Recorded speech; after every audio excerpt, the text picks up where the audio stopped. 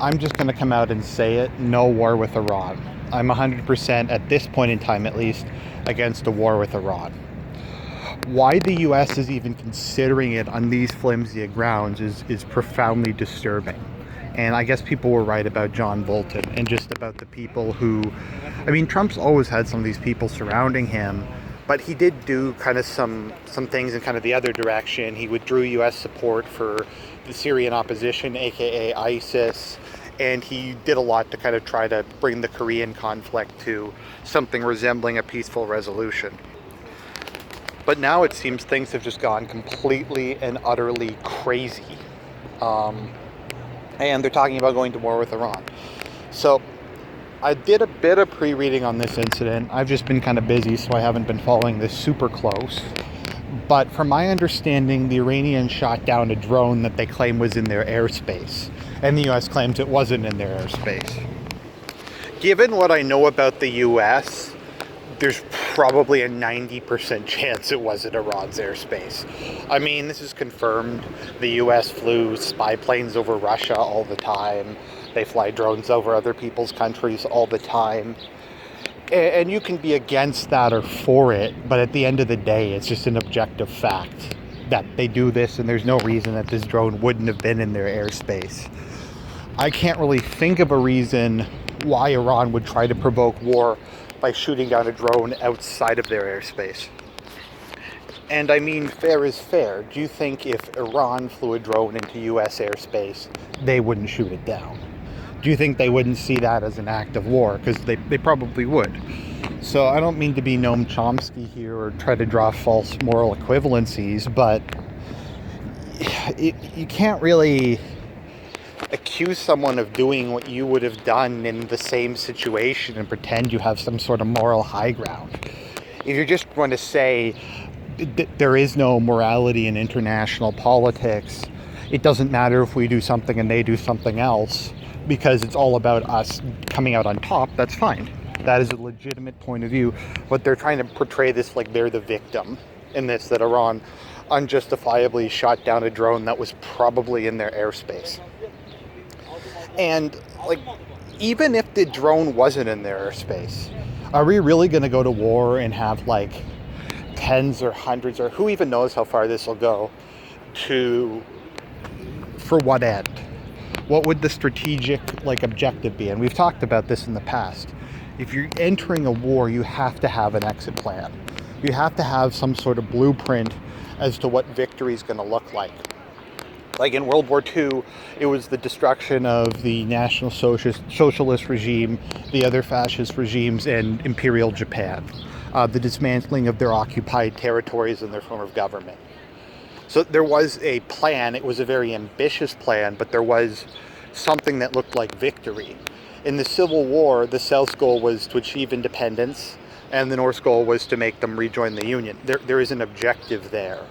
It may be a very difficult or unrealistic objective, but it is an objective. And a war with Iran would have no objective. It would literally just be to, I guess, punish them. But what does that even mean?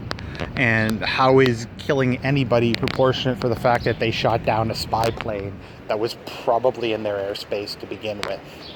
It's not proportionate. It doesn't make any sense, other than the fact that certain people have wanted a war with Iran for a very long time. And we know the reason for this, so I'm not going to go into it in this video, because you can't talk about things like that.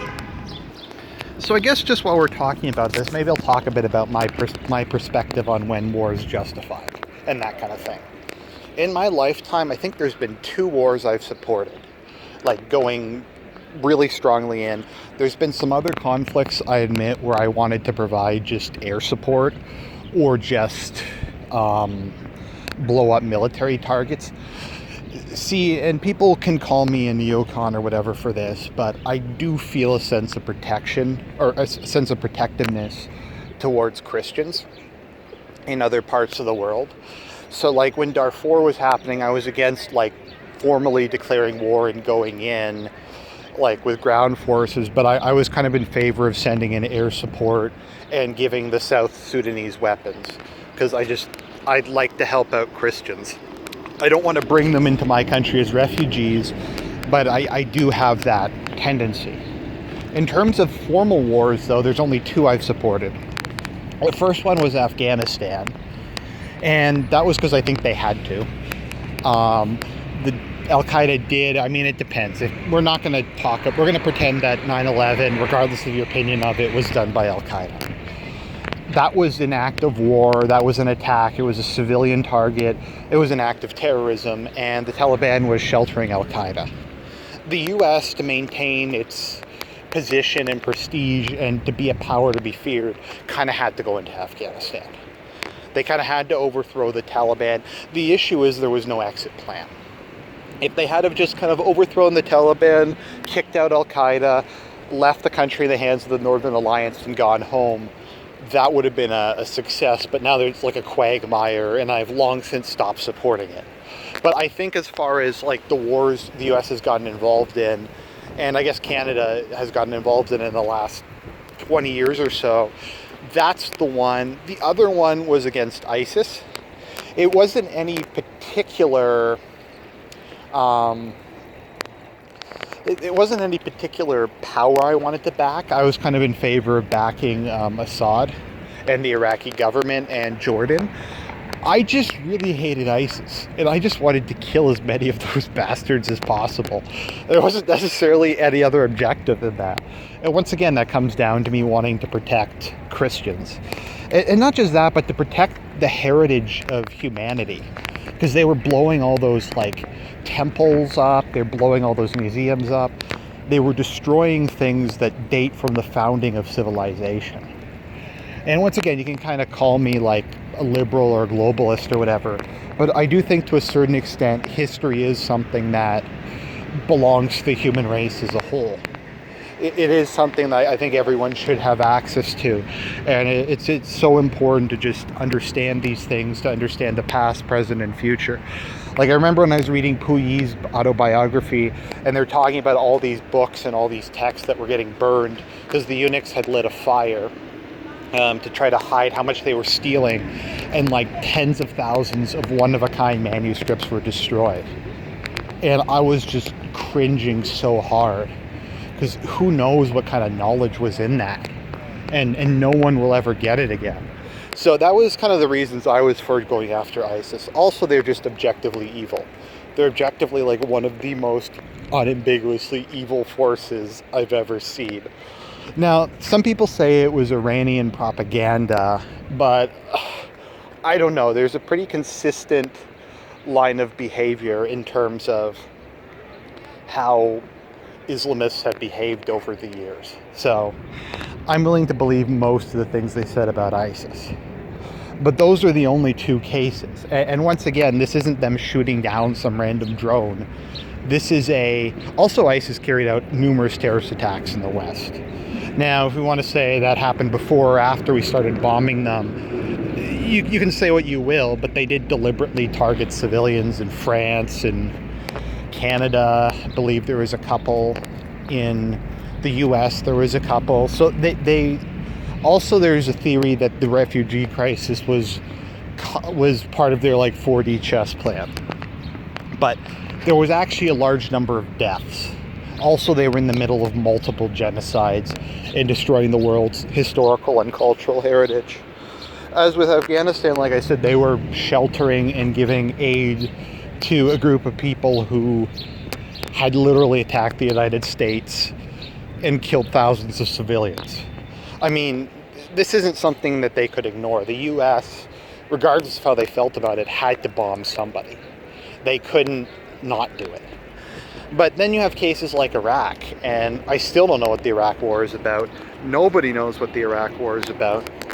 No one probably ever will know what the Iraq War is about. It was just an unmitigated disaster. Getting involved in Libya was something really bad. Getting involved in Egypt was something really bad. I remember I was in university when that happened. They said, what's going to happen once Mubarak gets overthrown is the Muslim Brotherhood's going to take over, and they're going to start spreading Islamism to the surrounding countries. And they were like, no, you're racist and evil. And that's exactly what happened. 100% exactly what happened. So they got involved in that. They got involved in Syria, not in the way I would suggest, but backing the opposition and making the main war goal not really against ISIS, but against Assad. There was getting involved in Libya, where Gaddafi was a stabilizing force in the region. I think Gaddafi said something like, give me $3 billion, I'll stop the refugees. And we should have listened. It's the future you chose. Now they're getting involved in the Yemeni civil war. I'm trying to remember, there's like other ones they're getting involved in. And in none of these cases are they in our strategic interests. I'm just talking about the West in general. It's not in our political or economic interest. It's not in our foreign affairs interest. If anything, backing the Kurds has destroyed what was, for the most part, a very cordial relationship with Turkey. For some reason, they decided, okay, we're going to alienate Turkey, who has been pretty consistently one of America's biggest geopolitical allies, in favor of getting the Kurds on board. Okay, doesn't make any sense to me, but nor was it to serve, in my view, any kind of moral purpose. In most cases, the people they were backing were objectively morally worse than the people they were supporting. Than the people they were opposing. As I said, the exception to that being ISIS. I stand by what I said at the time about that. I just wanted to kill as many of those bastards as possible. And yeah, so no war with Iran. I don't want to see my people, including, I'm just saying in general, Westerners go and die. I don't want to see Iranians die over nothing. Now, if Iran had done like blown up, like let's say they found out the Revolutionary Guard blew up like a US passenger jet, or they shot down a passenger jet that was in international airspace, or they blew up like the Lincoln Memorial, then yeah, you're gonna have to fire some missiles. You're gonna have to respond in that case. But shooting down a drone that was probably in their airspace to begin with, that in that picture of the boat with the supposed mines on it, that could literally be anything. It could literally be a paint smear. Anyways, guys, that's my thoughts on the matter. God bless. This is Argent. We must ascend.